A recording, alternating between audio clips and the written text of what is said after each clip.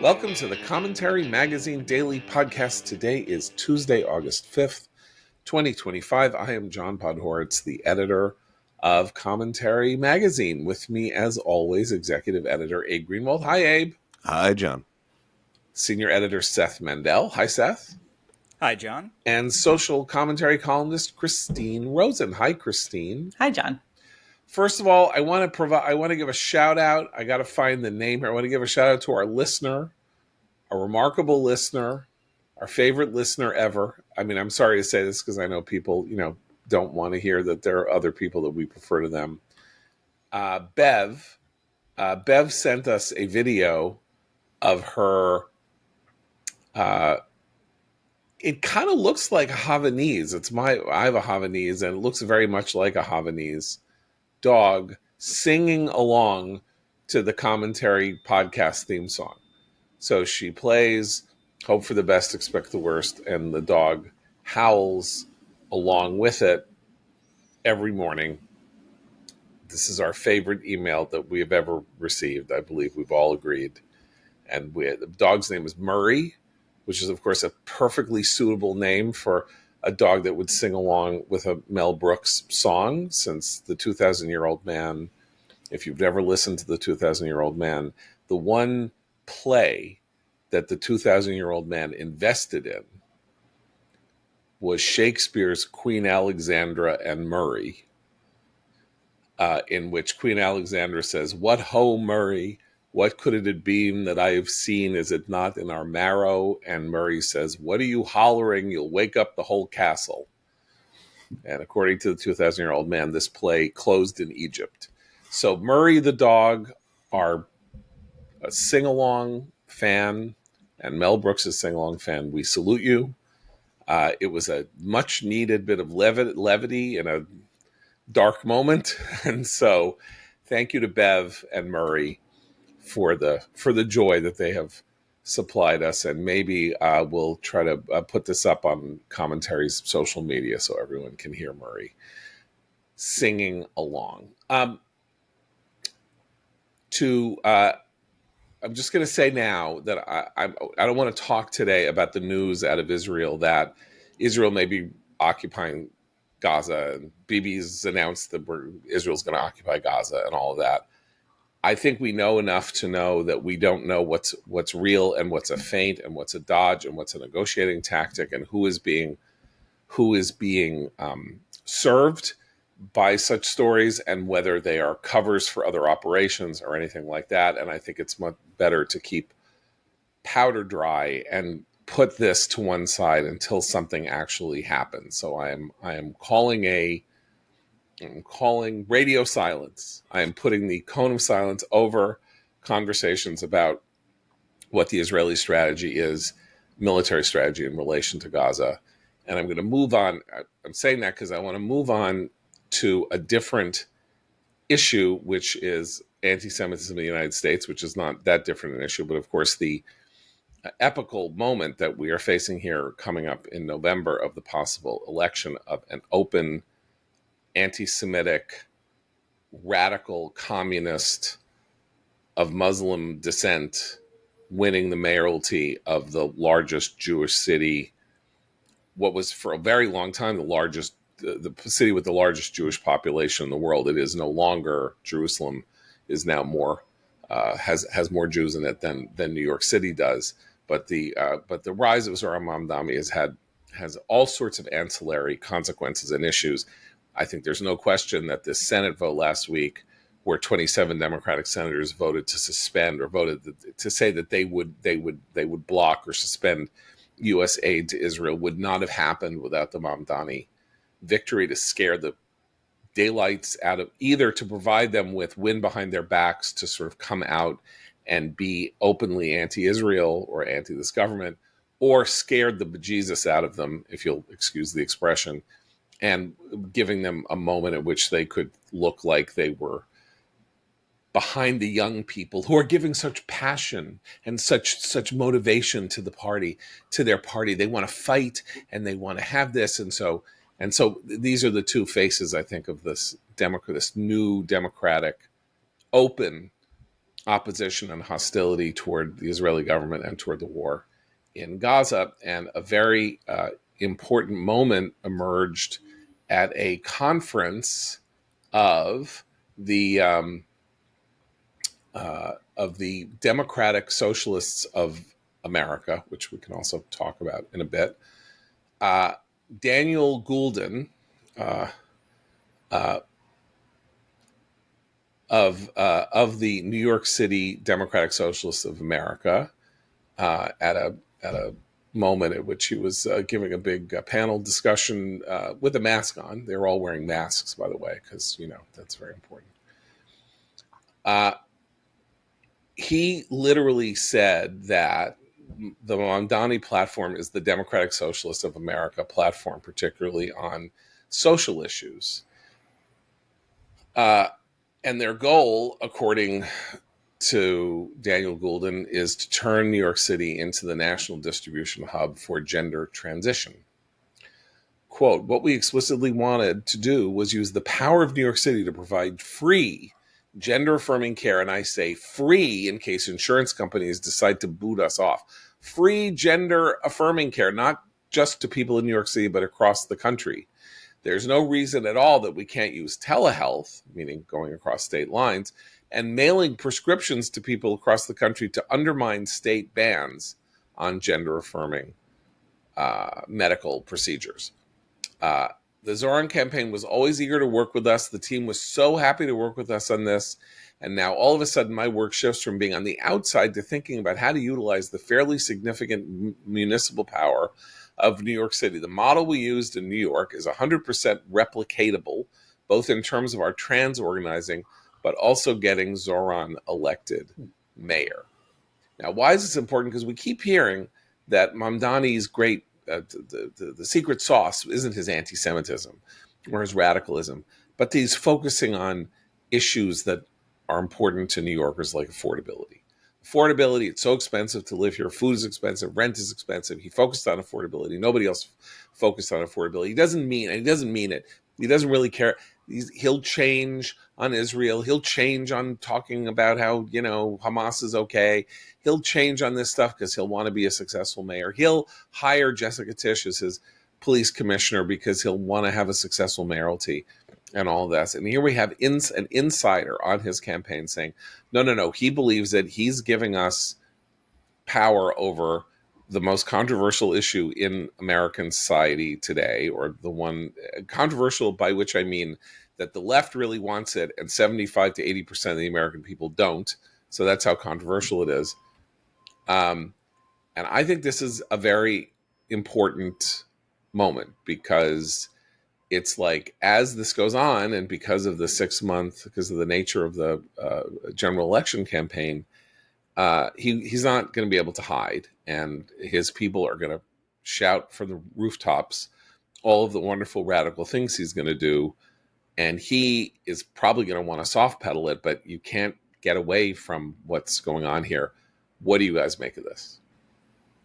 I mean, I continue to think he's safe, almost no matter what, because of the nature of the race, because of the anti-Mamdani vote is this, split mess, and because I no longer have a sense of how horrified my fellow New Yorkers are about hearing such things.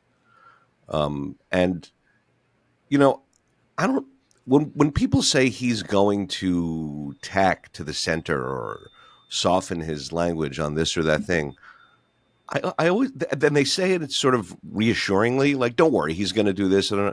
That, to me, that's sort of more the horror, is what I always think.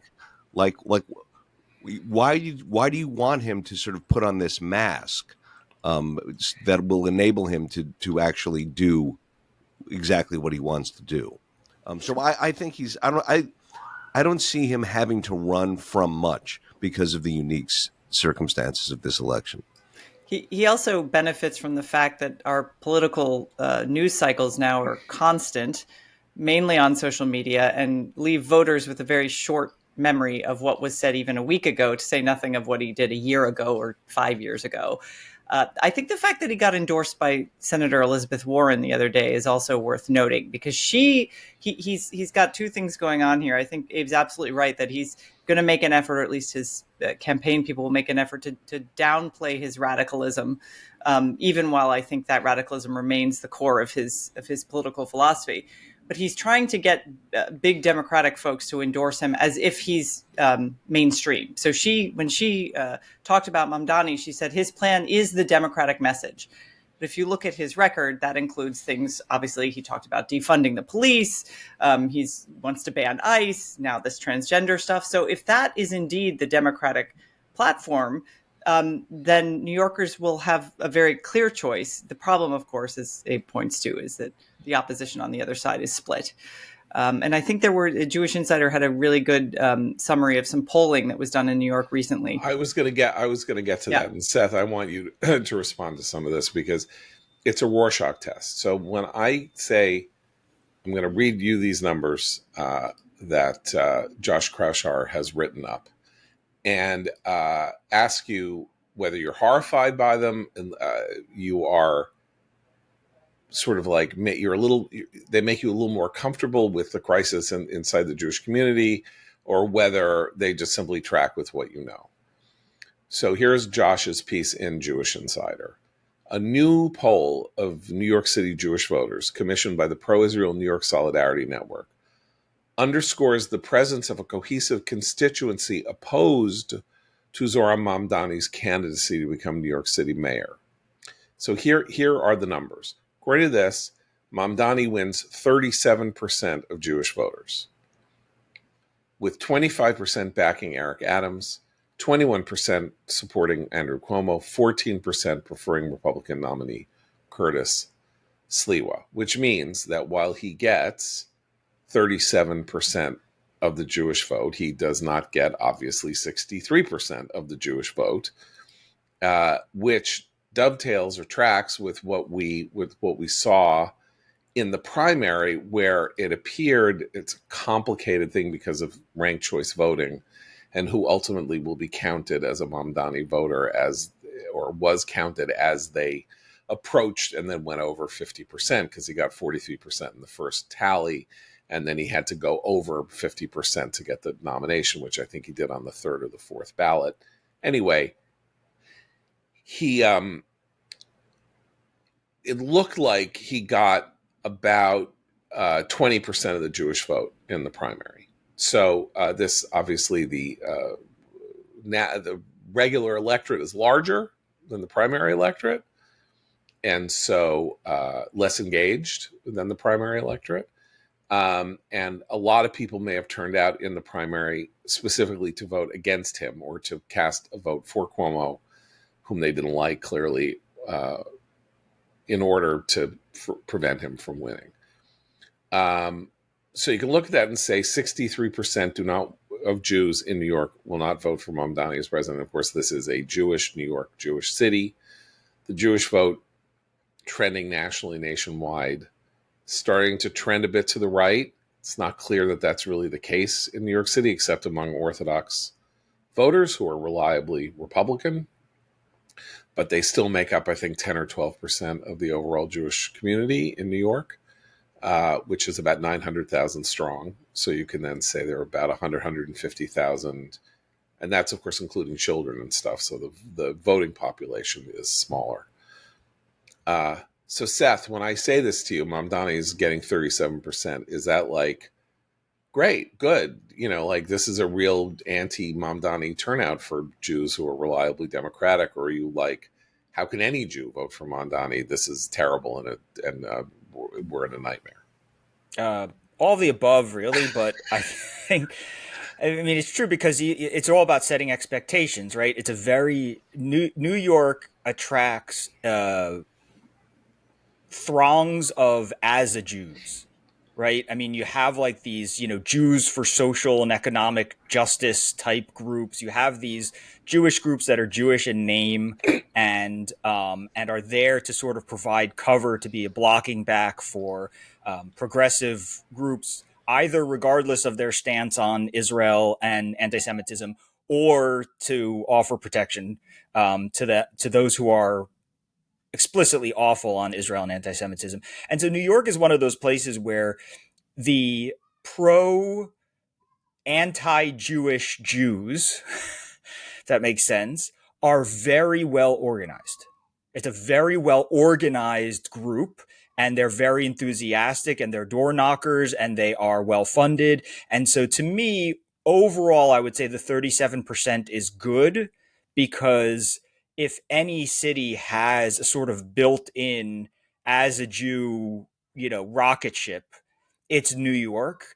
And come the general election, we'll see what those numbers do. But I think in general, the 37% is good, just because all of the work and the enthusiasm and the money and the organizing, etc., is on that one side. Now, the one other thing I would say We should, about by the it, way, just for a minute, we should just explain very briefly what you mean by the as a Jew. So this is a term Eli Lake coined, I think. I mean, in our magazine, we published a piece called The As a Jew that went into the 700-year, 800-year history of Jews who used their Judaism as a weapon against Judaism and other Jews. And so they say, as a Jew, I'm shocked at the horrible behavior of Jews. And this started in the late medieval times with pamphleteers, Jewish pamphleteers, writing anti-Jewish works to curry favor with Christian authorities, and has moved present into our day in the Peter Beinart as a Jew with wearing a kippah. I believe that Israelis are Hitler. He's the most prominent example, but it's a whole world of people, as you say, the Jews for social economic justice, if not right, now, and when Jewish voice for for Jewish voice, right? Palestine. Yeah. So These types of yeah, groups, Jewish Voice for Peace. Sorry, Jewish yeah, Voice for Peace. These right. are the ones that explicitly put in a name. That's probably the best example. But these are just New York is sort of the hub for it. But New York is also a central place for union organizing. So here's where the second half of this comes in. The United Federation of Teachers has decided to endorse Mamdani. The United Federation of Teachers president right now, Michael Mulgrew, is surprisingly the first non-Jewish president of the UFT ever, I believe.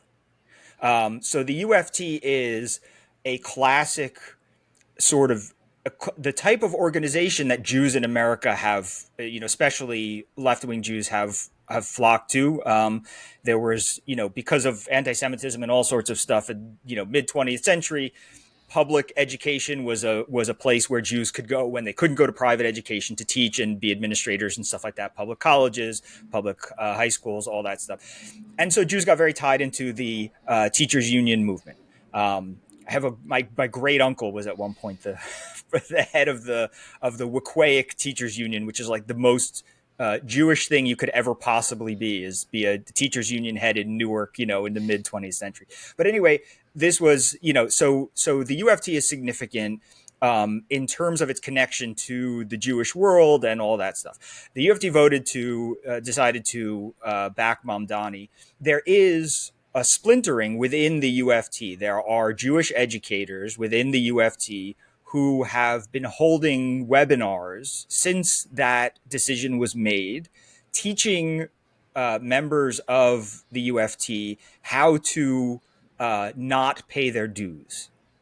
Right? This is thanks to a Supreme Court decision, 7 or 8 years ago.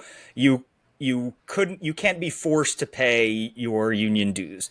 And so there is a splintering inside. This is the sort of thing that I want to pay a lot of attention to, because the union organizing is such an important engine of Democrats get out the vote, the machine, the energy. It's so important to them. And if there really is dissent in the ranks, then we'll see there will be these stories coming out of people saying I'm not paying my union dues and stuff like that. And so far there are. So that's the question: is can the community organizing element of the New York Democratic Party that is Jewish? Can that organizing element push back in some way?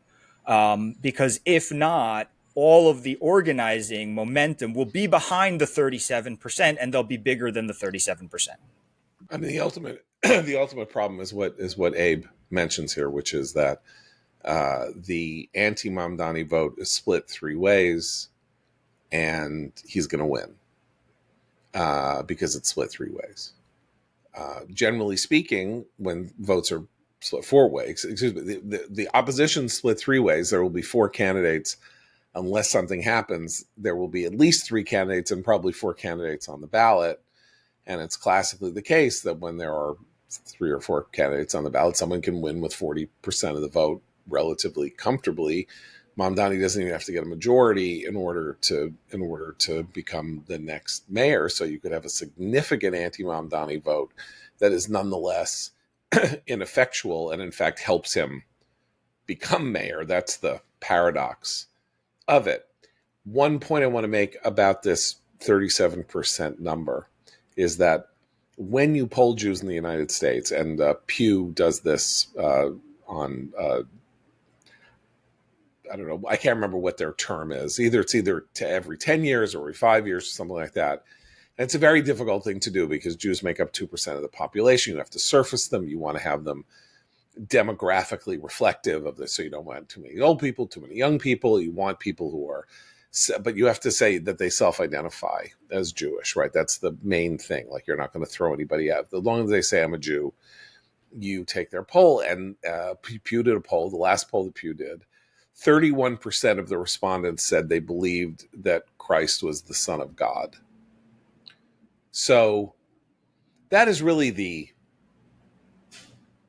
core distinction between being a Jew and not being a Jew, is that you don't believe that Christ is the Son of God, or that Christ is a divinity, or that Allah is, that Allah is a divinity, or that any other divinity, there is no God, I am that I am is the God, and that's where it is. So if you actually have a population of people rigorously polled by a very, very respectable polling organization, and 3/10 of them in the United States say that they think that Jesus is their savior, then you already see it's not just as a Jewness that is an issue here. It's fundamental Jewish self-definition, where people who are no longer Jews but have Jewish ethnicity to them claim to be part of the Jewish people and are part of therefore are part of the way the community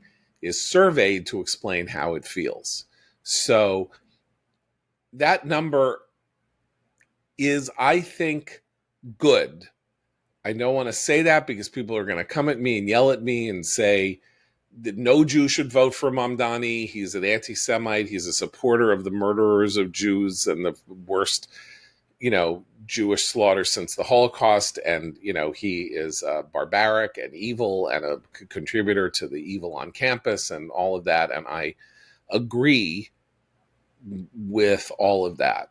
But knowing what I know about what it means for people to self-define as Jews, both politically and, as I say, in this very peculiar way in which people are very confused about what it means to be a Jew who is part of the Jewish community, it's probably closer to the 20% that appeared in the primary to vote for Mamdani than it is to the 37% in this poll.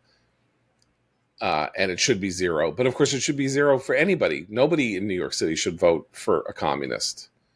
Nobody in New York, no civilized person should vote for anybody who is a supporter of Hamas or of this campaign, or calls Israel settler colonialists, or wants to defund the police, or wants to, end police arresting psychotic people with knives and machetes on subways, and instead empower a team of social workers to have their heads chopped off by the machete when they approach the homeless person with the machete. In this sense, it's useful to also see Mamdani within the context of other progressive mayors. Michelle Wu of Boston, for example. We've seen a lot of them out in California, some of whom have been recalled. But there is, the young, dynamic, I care about affordability and, with a little hint of socialism, candidates have been winning in some of these larger cities, but then have a real challenge governing. And what New York might be about to experience is just that. And you will see, you've already heard from businesses and the wealthy with already articulating that they will leave the city if the kinds of taxes that will be required to import everyone in the country who wants to have trans surgery at the New York City taxpayers' expense. How will you? That is not within the realm of affordability right now. So I do think, I hate to say it, but some of these cities learn the hard way. Many of the ones in California have. Boston is learning this with some of Mayor Wu's policies with, drug addicts, including some that are violent and mentally ill and on the streets. So I'm just curious, though, because that does suggest, again, a very short-term memory for New York voters, and these are a new generation of voters. They didn't live through the 70s. They didn't live through Giuliani's mayoralty and watch how cleanup happens and how law and order is restored. So I'm curious, especially for Abe and John, who are longtime New Yorkers, is this something you sense among younger voters, or is it just a shift in terms of what's considered acceptable on the progressive end of the spectrum for Democrats? Well, this is something, John, you've brought this up before, not even in respect to New York, but generally, and it's stuck with me. This idea that you say, okay, well, now they're going to learn the hard way, and then they don't learn. They sort of endure it, and fall for it the next time it comes around anyway. And I think there's actually a lot to that. Well, I was just trying to Google the number here, but I'm not asking the question right, so I'm having trouble. But some very large percentage of people who live in New York now have lived here for less than 15 years or fewer than 15 years. Maybe it's 40%. It might be higher. I'm not sure. There's a lot of lack urban memory, right? There's no urban memory of there's a lot of in-migration and out-migration. People come here, and then when they have families, they leave because they can't afford to stay here, whatever. The world of the fourth, fifth generation New Yorker is real, but it's pretty stagnant. A lot of it is in the outer boroughs of Queens and Brooklyn. And I think politically they're also pretty static, or they're the ones who are moving more Republican as they get older, including, by the way, blacks and Hispanics and Jews and others. But they leave. Their relatives leave, and they stay, and they're still in the houses that they're kind of trapped in because they have rental apartments that they can't afford to move out of. Because moving would cost them twice as much, whatever. And so there is no institutional memory. The New York that they know is the New York that they've lived in since, say, 2010 or something like that. And it was whatever. It was pretty good in 2010, and then it started to decline with the mayoralty of Bill de Blasio. But a lot of the issues that people deal with when they are voters in a conventional voters, an ordinary place that is not New York, a lot of them don't deal with. They're childless. I think it was 17% of people who voted in the primary in New York have children under the age of 18. That's a very, safety, schools, stuff like that, which are issues for parents much more than they are for anybody else, are not issues at all for more than for 4/5 of the electorate.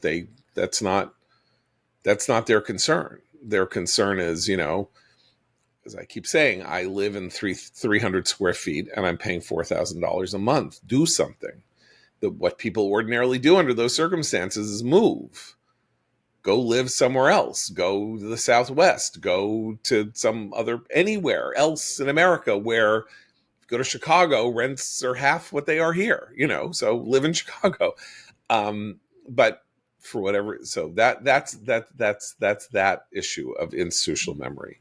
Yeah, I mean, I think like we used to, when I lived in Washington Heights, the first time That's a neighborhood in Manhattan. the neighborhood in Manhattan, Yeah. Washington Heights, was all the first time I lived in Washington Heights was the tail end of the Giuliani era, which meant it was already safer than it had been in the past. It was no longer the dangerous. Like I didn't live in the dangerous Washington Heights and then the safe Washington Heights. It was already well on its way to being fixed. But the second time I lived in Washington Heights, there were farm shares in Inwood, right to the north of us. And I just remember thinking, like, there really was a time in my memory, and again, I was at the very tail end of the Giuliani. I did not see it. I was not there for the early blackouts and things like that in the 90s, the major things in Washington Heights, the looting.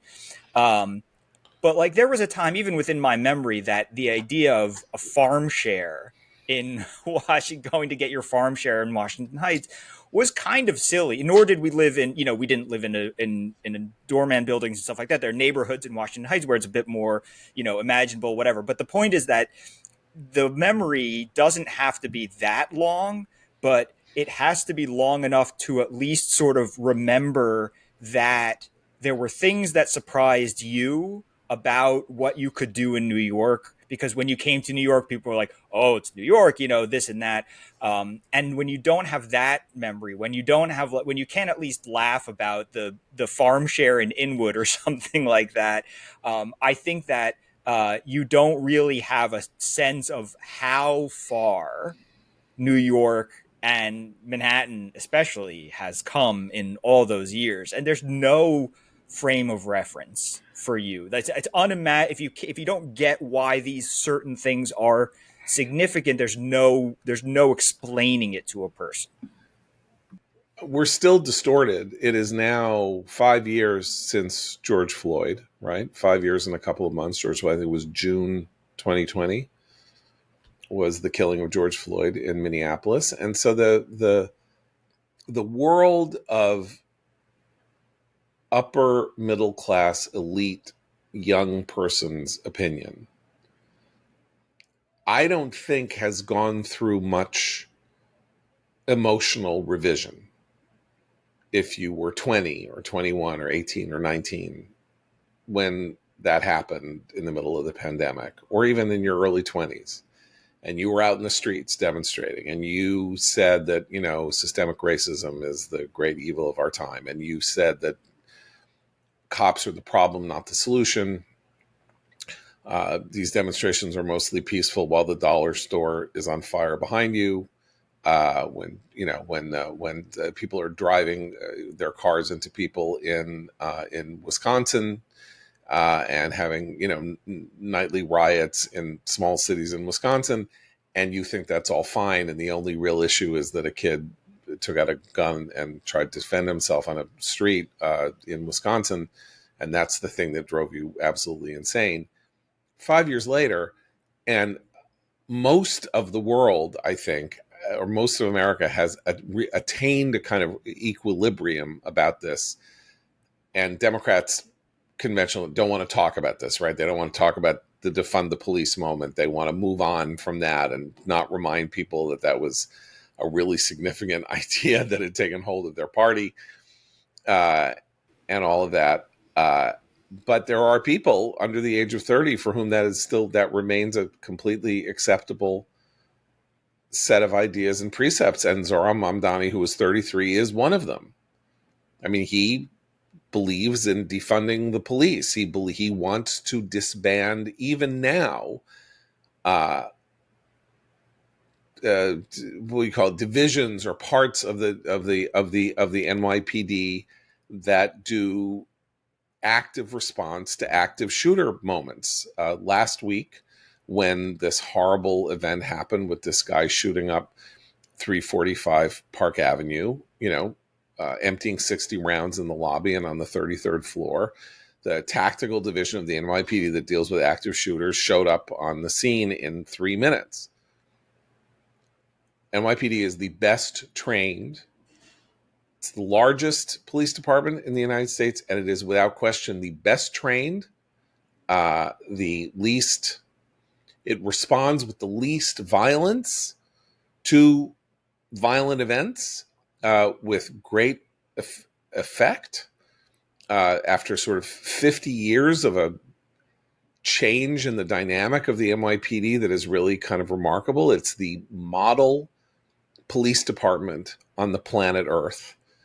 And he wants to disband that division of the NYPD because it might be too violent for him. He wants social workers, not police officers. And ordinarily, that would have been enough to, mean that he would get 11% of the vote in a 7-person primary. But there are enough people in the city who sort of don't even think that they need the cops or something. Well, this is a philosophical and generational divide that the Democrats are really battling with, because you're right. I think people like Nancy Pelosi and the elder statesmen of the Democratic Party would love that picture of all of them kneeling in kente cloth in the Capitol to just disappear forever. But the younger generation actually wants to move the discussion, as I think both what we started the hour talking about, the trans discussion among the Democratic Socialists, they would like to see the party move even further in that direction. And that's where there are still important points of fallout from post-George Floyd, particularly with policing. A lot of the gang task force, the anti-vice squads, the kind of thing that targeted certain high crime areas in certain cities, certainly here in DC, those were disbanded and never really reformed in an effective way because they were considered unpopular among, in a big blue city like the one I live in.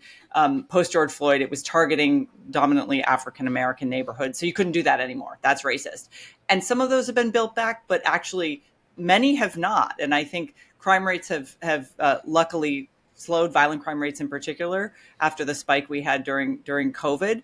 But rebuilding those requires political will, not just funding. And if you have a Democratic Party in some of these blue cities, like New York, DC, LA, Chicago, if you have a party that actually is moving more to the left and is more youthful, and as you say, doesn't have kids, doesn't really care as much about investing in education, you're going to have a very different kind of municipal government. And it is going to be full of social workers. And it is going to see businesses and wealthier people leave because they can. And so who's left to govern?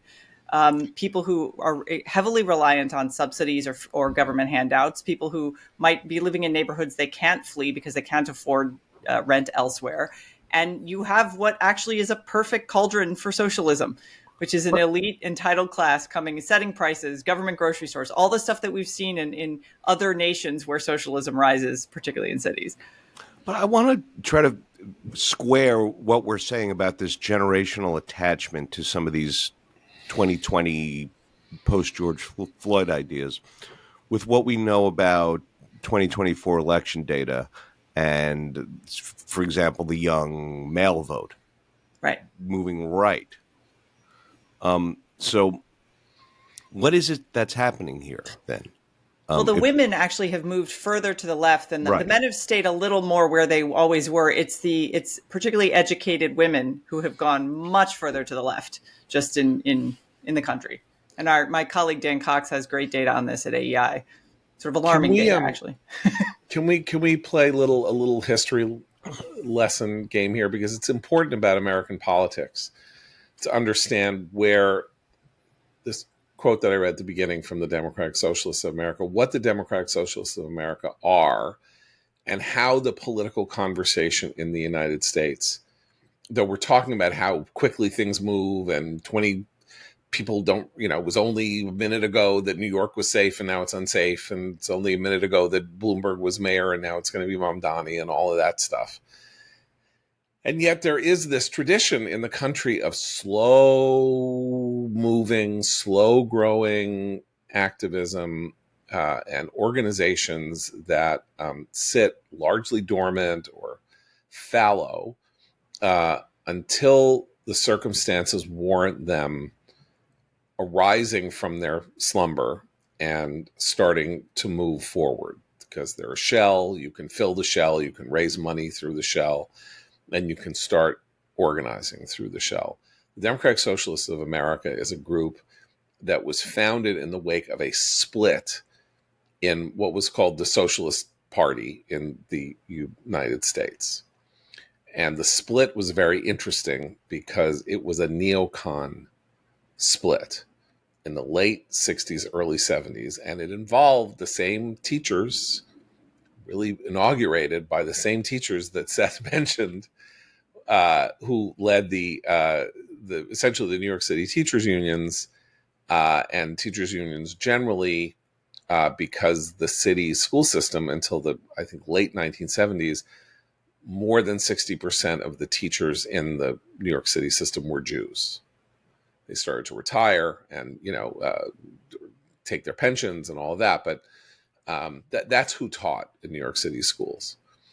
And the divisions in the Democratic Party over Vietnam, because you had families who had kids who were fighting in Vietnam who were Democratic working class people, and then you had kids who ran to Canada or were like protesting, in front of the reflecting pool, 500,000 of them. They were also part of this general democratic world.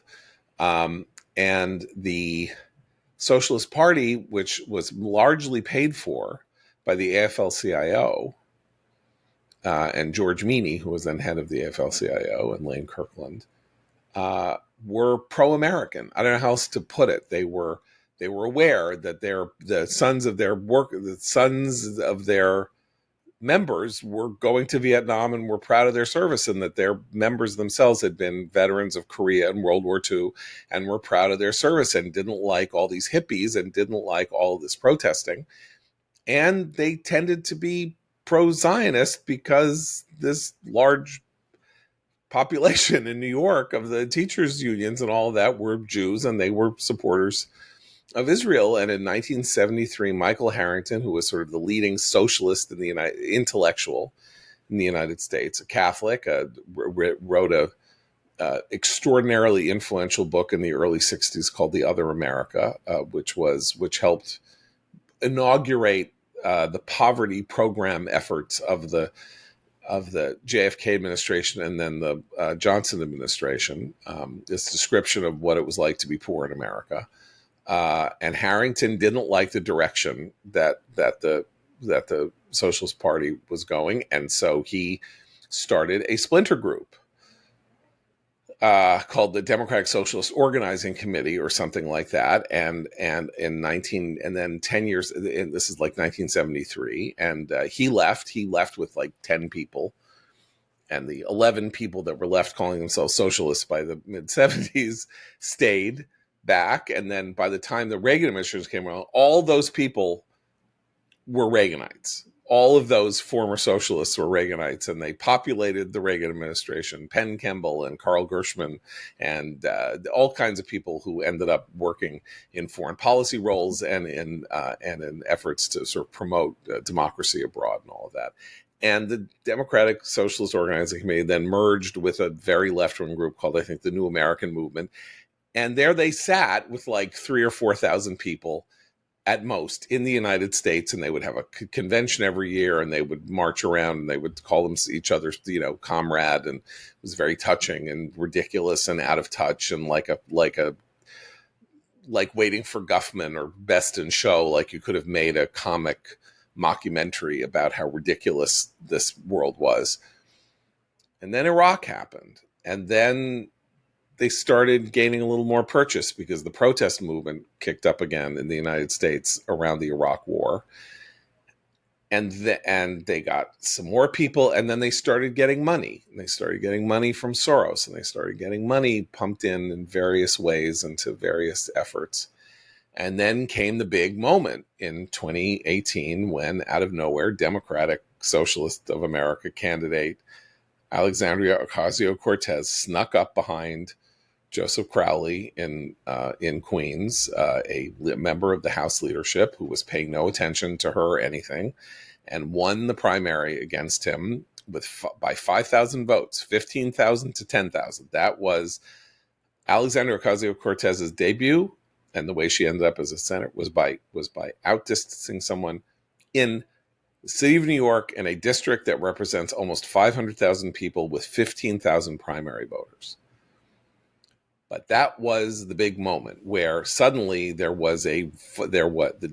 DSA had gotten somebody elected, kind of. Well, but And it's important to remember how they did that because it speaks to their success going forward, particularly with the young. They basically held a contest and said, if you know someone who might be a good candidate who's, left leaning, let us know. And she was one of them. Other members of the squad fell into that group as well. Look at who their 2025 DSA conference speaker is this year. It's Rashida Tlaib. She is the keynote.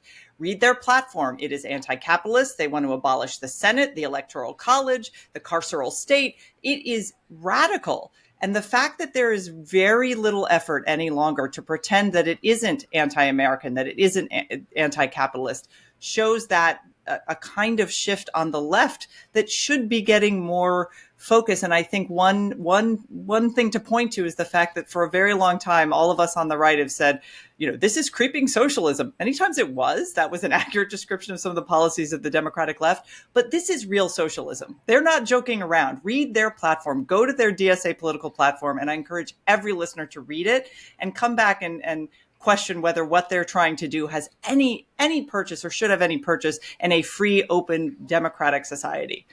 I think it's a good point, and it could extend to others. I mean, because I kind of wrote about this a little bit yesterday in terms of anti-Semitism. Nothing is creeping anymore, and nothing is coded anymore. It's all right there, and they all have license to speak plainly. And the mainstream furnishes them with every excuse to say these incredibly radical things on every front. And life goes on now. None of it scandalizes as it should. I think and the question is, you can also ask. I mean, what I was thinking when Christine said that was a combination of what Christine was saying just now and something that Abe said at the beginning about the ability of these candidates to distance themselves from their more radical roots or whatever and try to run to the middle. It's kind of crazy that we even ask a DSA member or a DSA candidate whether they agree with this or that part of the Democratic Socialists of America platform. That's what Abe's.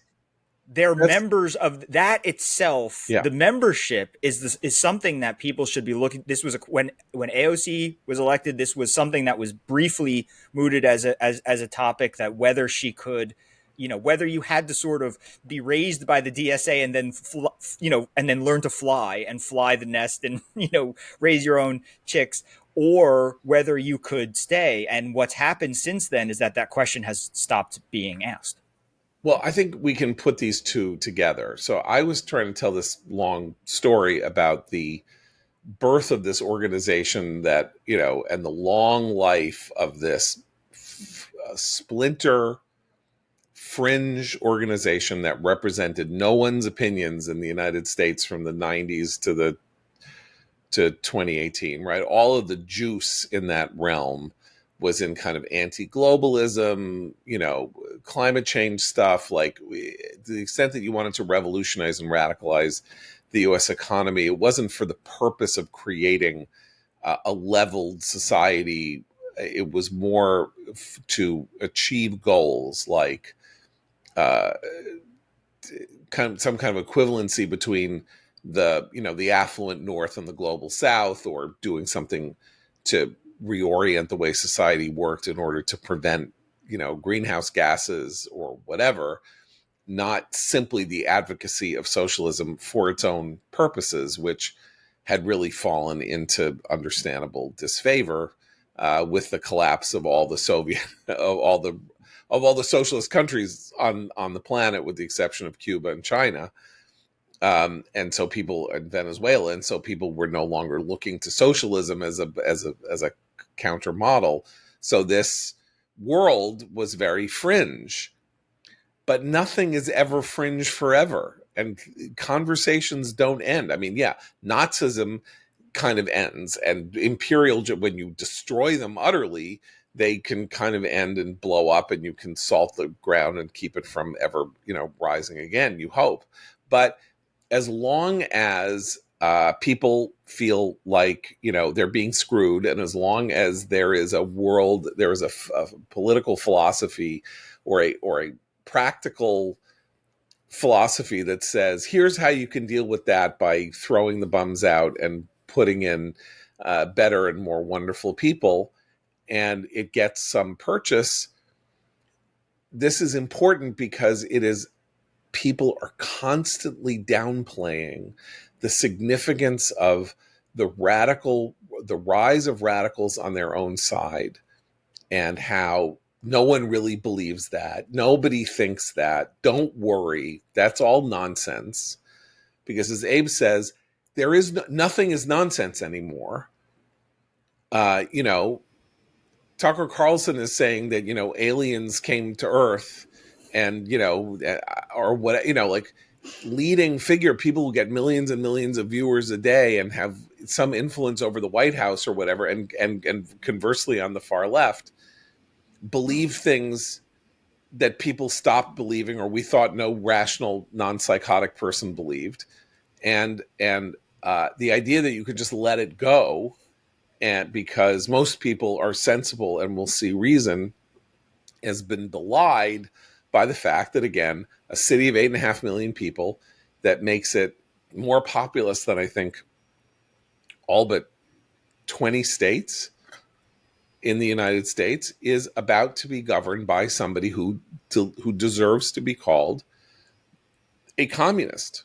Well, so one of the things that's interesting to me is what are the motivations of particularly younger voters who love candidates like Mamdani and AOC, and this Minneapolis mayor also fits this would-be Minneapolis mayor fits this mold. And they did come of age during a time of a lot of financial instability. They were the ones who were incredibly enthusiastic, if they had gone to college, to have their loans forgiven because they shouldn't have had to pay that much in the first place. There is a real sense of both aggrievement and entitlement.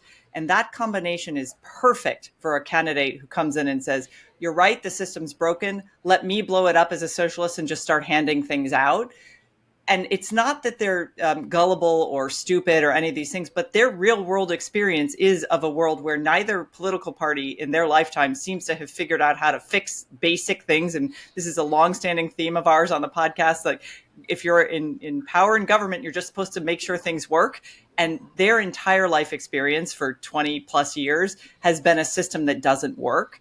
And that makes them very easy pickings for the radical. That, plus being young anyway, makes it seem much more appealing. So I have some sympathy for their willingness to listen to that kind of messaging, at the same time that I'm sort of horrified that none of them seems to have picked up a history book and read about the history of socialism in any other place on earth.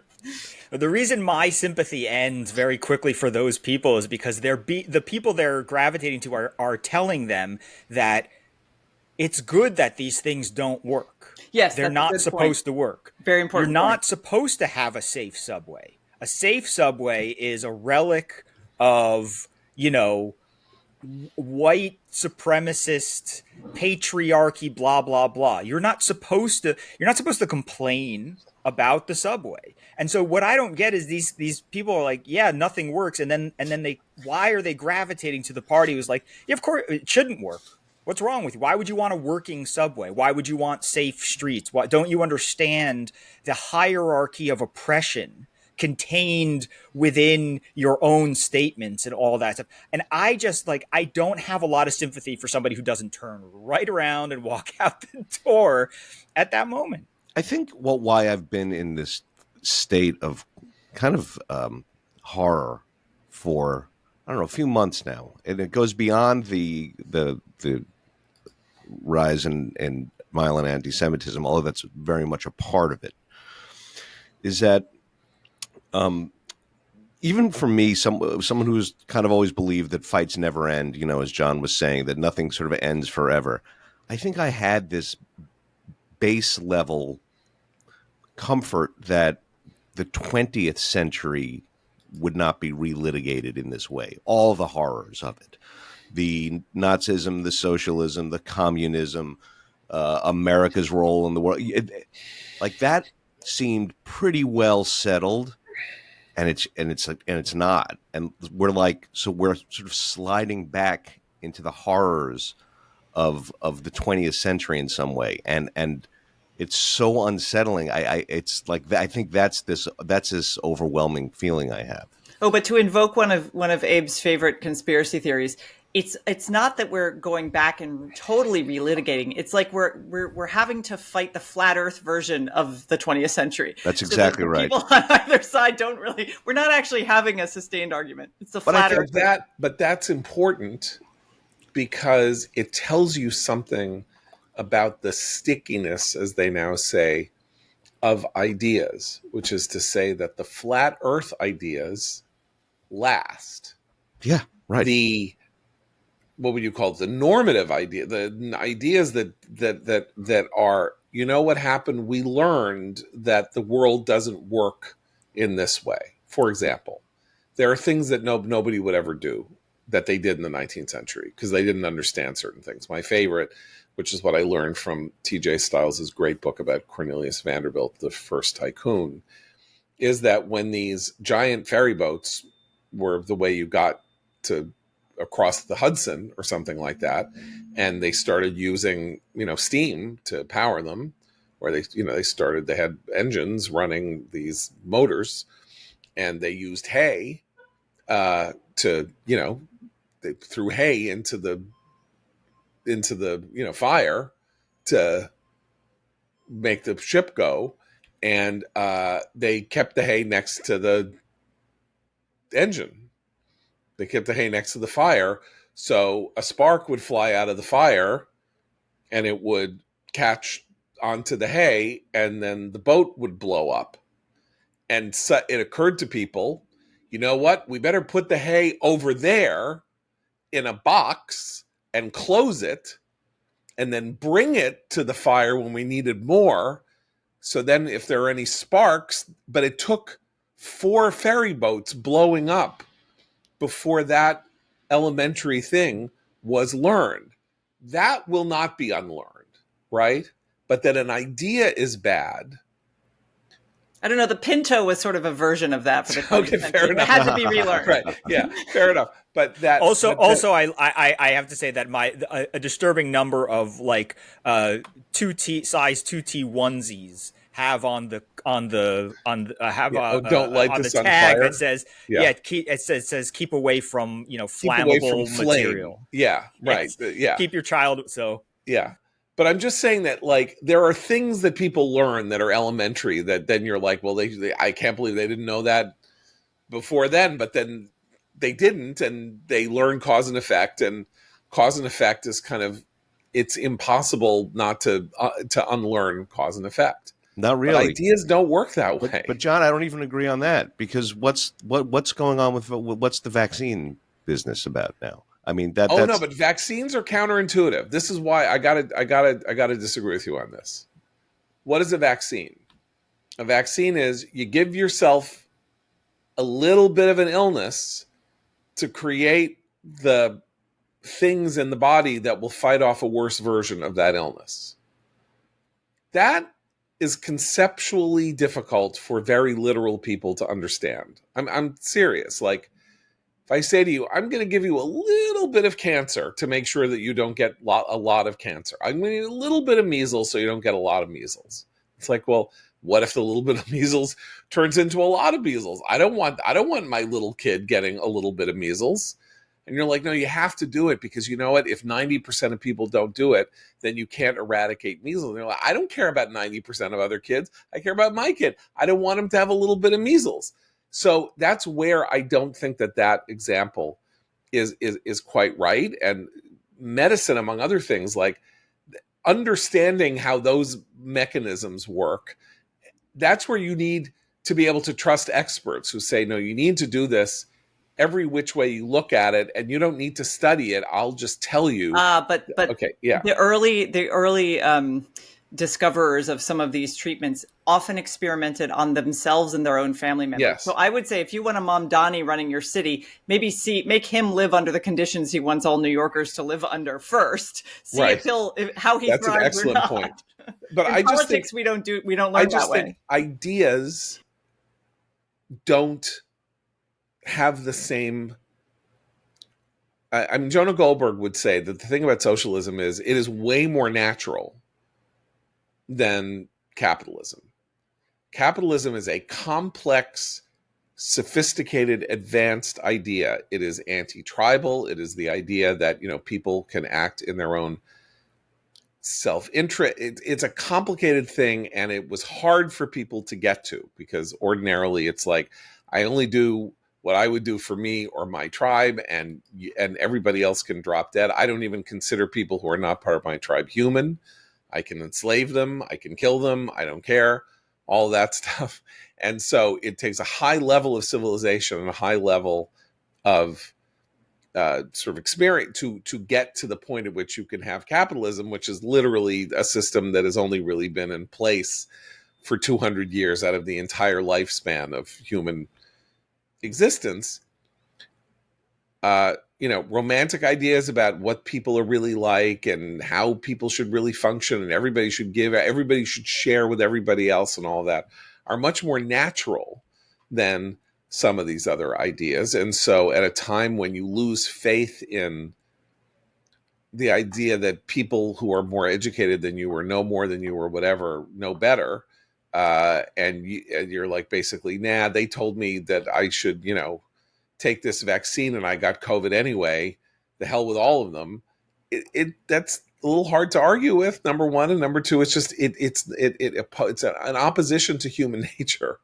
And unsticky idea, flat earth, the idea that the earth is flat is much more easy to grasp than the idea that the planet is round. When are we ever walking in some, you know, what does that mean? If we walk to China, we would be upside down. I mean, that's how your mind would think, right? The earth must be flat because it's always flat. At some point there'll be an edge and you'll fall off it. Like that's a normal understanding of how, based on your own personal experience of what the earth is like. So I'm more sympathetic with this phenomenon of people reverting to bad ideas, or not sympathetic. I'm more understanding, I think, than I was once, where I was like, I can't believe we have to say this again. Well, the version on the right of this is there's a lot of people online who will say, you know, they'll say this is what they took from us, right? And it'll be like, you know, this idea, right, that everybody in the mid 20th century had a 4-bedroom house on one person's salary and a huge backyard and all this other stuff, and the wife didn't have to work and blah blah blah, all this sort of like trad wife stuff. But there's also this idea, it also creeps into the medicine stuff, right? There's like you see these tweets where people say, here are some toxins that our grandparents never had to deal with. And it's like, well, our grandparents survived because we're alive. So what do we need? You know, they didn't have microplastics in their food, and they didn't have saturated fat, you know, and whatever. Yeah. It's like, ask your grandparents what, I mean, my grandparents were, you know, born, I guess, in the Depression. So like, I don't even understand, but like, there's this idea that revert to some sort of natural, more sort of communed with the earth feeling, and reject things that are new because they are new. And that is really growing on the right. Look, nature is terrifying, and romanticizing nature is a very interesting human impulse, because of course no one who was born and raised in Florida has this, by the way, because what they took alligators. From us, well, no, because no air conditioning. All those little images are from like New England. I'm like, you never would have survived in Florida in the 20s. Right, and alligators. But I'm just saying, until we conquered nature to some extent, so there was air conditioning, and we had fences, and you could irrigate, and you could, like, you know, structure things and build things that could survive storms and all of that. And and have electricity and stuff like that. Like, this is the joke. It's like if we stepped in a time machine and went back to 1875, not even 1575, it would be like stepping into hell. You know, step on a rake, step on something, you get sepsis and die. No one can cure you. Actually, you know, all of us but literally. Seth would probably be dead already if we're at Yeah. our age. But I'm just saying, like, 10,000 different things. You know, one of the great discoveries I made in the last, couple of years is if you go to 19th century houses and you tour them and that sort of thing, just what it meant to clean clothing in the 19th century. If you were the sort of person who cleaned clothing, since of course many people, as we know, took a bath once a year. Like if you lived in the West, the cowboy came into town to take his annual bath. So imagine what that person smelled like and what his clothing was like and all of that, right? So Yeah, but he had no washing, microplastics in his food. yeah, I know. He died at 37 of sepsis from something else. But my point is, like, that is that weird thing where it's like everything was better before. And it's like, yeah, everything was better before. You would have lived till you were 40. Half your children would have died before they were 5. You would likely have been killed in a war if you were male and you were in Europe. There's 10,000 things that mean that, as somebody said to me, it's like if you were a king in 1700, you lived a worse life than the poorest person in America does today. Because even the poorest person in America has indoor plumbing and access to a shower. That alone, yeah, maybe you lived in Versailles, but again, you step on the wrong thing and you're dead in a week. And you could be what are the Olivia Colman character in The Favorite? I can't remember what Queen Anne. 17 children, all dead. Like that's a real person. It was a real person. She was the Queen of England. 17 children died. Gave birth to 17 kids, 17 of them died. She was the richest and most powerful person in England. I mean, that's what life was like. Anyway, we're getting so crazy far afield here. I'm going to make a quick recommendation, and it's a recommendation of a podcast, and it is historically, this is one of my favorite podcasts. It's called The Plot Thickens. You can look it up. It's done by TCM, and its host is Ben Mankiewicz, who's the guy who introduces a lot of movies on TCM. And he's done something very special here. The current podcast is on the movie Cleopatra. Ben Mankiewicz is from the family Mankiewicz. His grandfather was Herman Mankiewicz, who wrote Citizen Kane. His uncle was Joe Mankiewicz, who wrote All About Eve, a letter from Three Wives, produced the Philadelphia Story, and then destroyed his life and career and everything in his, I think, early 60s by taking on the project of then the most expensive movie ever made, maybe then and now, Cleopatra, which became this famous 3-year runaway production that cost hundreds of millions of dollars and ruined everybody's life and came out and was kind of like a dud. And so this is the inside story of the making of Cleopatra, the affair of Richard Burton and Elizabeth Taylor, how Joe Mankiewicz had to write and rewrite the screenplay, and trying desperately to save this inert blob of a movie. And there's all sorts of things in it that no one's ever heard before, read before from his diaries. And I think it's now in its 4th episode. I think it's 8 episodes long. He's done in previous years. If you go back, like just fantastic stories of movies and popular culture. And he did a series on Lucille Ball last year that was really staggeringly good. So that's the Plot Thickens podcast from TCM, currently the story of the making of Cleopatra and the unmaking of Joseph L. Mankiewicz. So we'll be back tomorrow. For Seth, Christine, and Abe, I'm John Podhoretz. Keep the candle burning.